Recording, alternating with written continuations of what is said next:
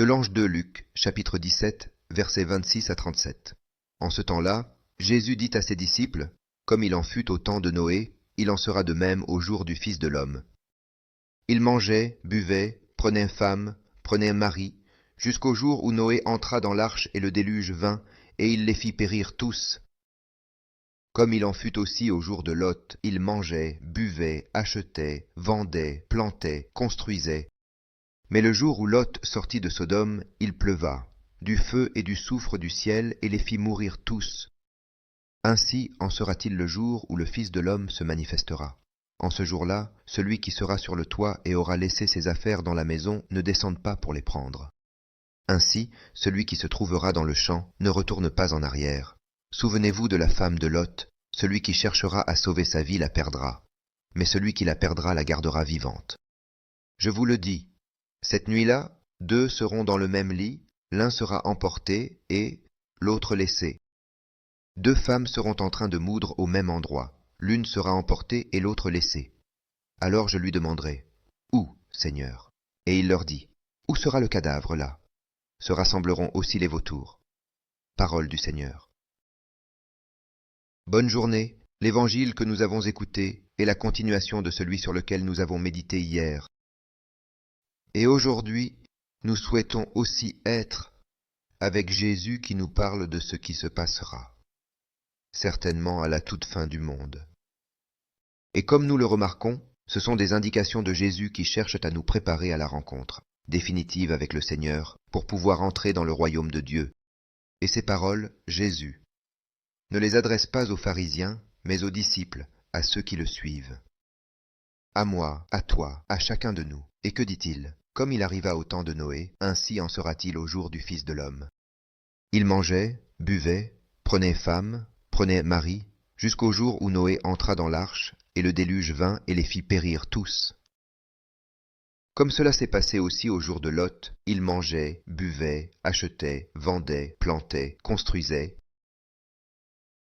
Voici, Jésus prend comme modèle de discernement Noé.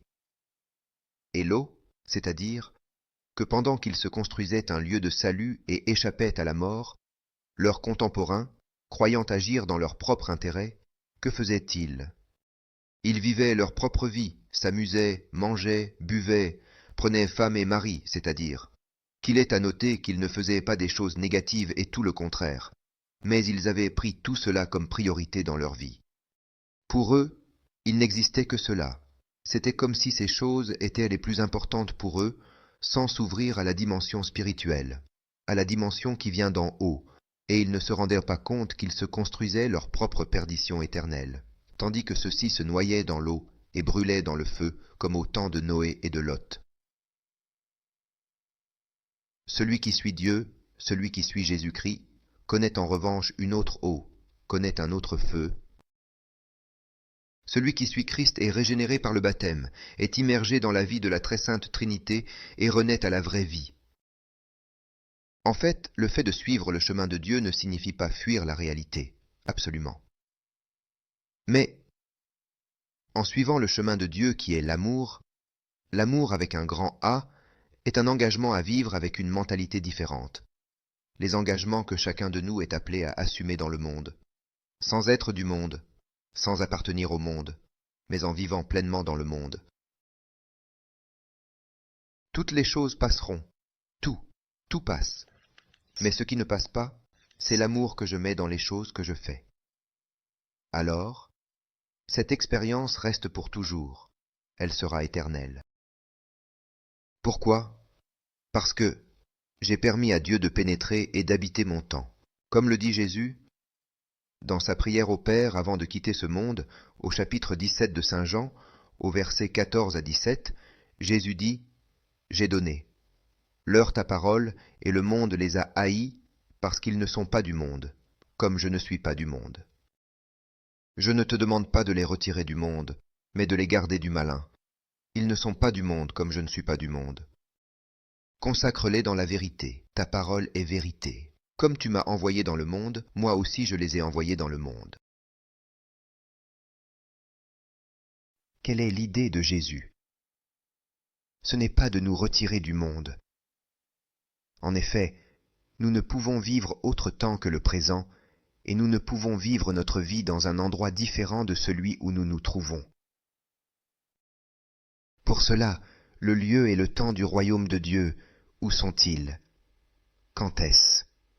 C'est toujours dans notre ici et notre maintenant, dans notre présent. Et Jésus continue et dit, « Ainsi il en sera le jour où le Fils de l'homme se manifestera, le jour où Jésus se manifestera. Ce sera comme cela s'est passé aux jours de Noé et de Lot, qui sont comme tous les jours de l'histoire humaine. Le salut ne se trouve pas dans quelque chose d'extraordinaire, non, mais dans la quotidienneté de la vie. C'est ici que nous sommes appelés à écouter sa parole. C'est dans la quotidienneté de la vie que nous choisissons ou non de nous laisser prendre par la main par notre guide qui est Jésus, ou de ne pas nous laisser prendre par la main par Jésus, et si nous ne nous laissons pas guider par le Maître, qui prend notre main, la prend l'ennemi. Et si nous le suivons, si nous suivons exactement l'ennemi, que faisons-nous? Nous marchons, vivons, et nous continuons encore, et allons vers un chemin qui nous fait perdre, vers la perdition éternelle. En ce jour-là, continue Jésus, celui qui se trouvera sur le toit et aura laissé ses affaires dans la maison ne descende pas pour les prendre. Ainsi, celui qui se trouvera dans le champ ne retourne pas en arrière. Souvenez-vous de la femme de Lot. Jésus dit, en ce jour-là, en quel jour? En ce jour-là s'accomplit pour tous la séparation de tout. C'est pourquoi Jésus dit à l'avance aux disciples, « Celui d'entre vous qui ne renonce pas à tout ce qu'il a ne peut pas être mon disciple. Le regret est inutile, le retour est impossible. Celui qui a mis la main à la charrue, dit Jésus, et qui se retourne ensuite, n'est pas apte pour le royaume de Dieu. » C'est comme la femme de Lot, qui quand elle regarde en arrière, devient une statue de sel, c'est-à-dire qu'elle reste pétrifiée, elle reste immobile. Pourquoi? Parce qu'elle a désobéi à ce que Dieu lui avait dit, ne regarde pas en arrière et ne t'arrête pas dans la vallée. Et nous le voyons dans le livre de la Genèse, chapitre 19, versets 17 à 26. Car celui qui regarde le passé reste immobile, ne bouge pas, ne marche pas, ne vit pas le présent. Et s'il ne vit pas le présent, il ne se dirige pas vers l'avenir, il est statique. Et Jésus continue et dit, « Celui qui cherchera à sauver sa propre vie la perdra, tandis que celui qui la perdra la gardera vivante. » C'est le résumé de l'enseignement de Jésus. Cette parole de Jésus est la clé de la vie. En soi, quand est-ce que la personne se perd? Nous nous perdons, c'est-à-dire que nous perdons le goût de la vie. Quand? Quand nous sommes poussés par l'égoïsme, quand nous nous fermons sur nous-mêmes, quand nous nous défendons des autres, que nous voyons comme de possibles ennemis, alors nous cherchons à nous sauver et à trouver des sécurités humaines. Et plus nous trouvons des sécurités humaines, plus nous nous barricadons et plus nous avons encore peur que les autres prennent ce que nous avons conservé. Et tandis que Jésus nous offre une autre solution qui semble paradoxale, nous nous sauvons et nous restons vivants si, poussés par l'Esprit du Christ, nous sommes capables de perdre notre vie par amour, comme l'eau qui est en soi une source de vie et de fécondité, là où elle coule et où elle arrive, mais si elle se disait à elle-même, « Non, il n'est pas juste de me donner à tous, il n'est pas juste que je parcours tous les lieux déserts, mais qu'ils se débrouillent, je mets des barrages et je profite de ce que je suis et de ce que j'ai. Car l'eau est à moi, c'est moi. » Que se passerait-il si l'eau disait cela et faisait cela? Cette eau deviendrait un étang qui sent mauvais, et qui tue même les êtres vivants qui l'habitent. Mais l'eau n'est pas faite pour stagner, l'eau est faite pour couler, pour aller, pour féconder. Et ainsi est notre vie. Je ne peux pas me renfermer. Je ne peux pas me renfermer les dons que le Seigneur m'a donnés. Plus je les donne, plus ils se renforcent, moins je les donne, plus je les perds. Mais chaque fois que j'écoute ce mot, Je me souviens d'une expérience que j'ai vécue quand j'étais au Pérou, à l'époque du terrorisme, qui me parle toujours et que j'ai racontée d'autres fois. Mais il m'est aussi spontané de me rappeler cette expérience pour réaliser la valeur de la vie et de la vie en Christ, en Jésus.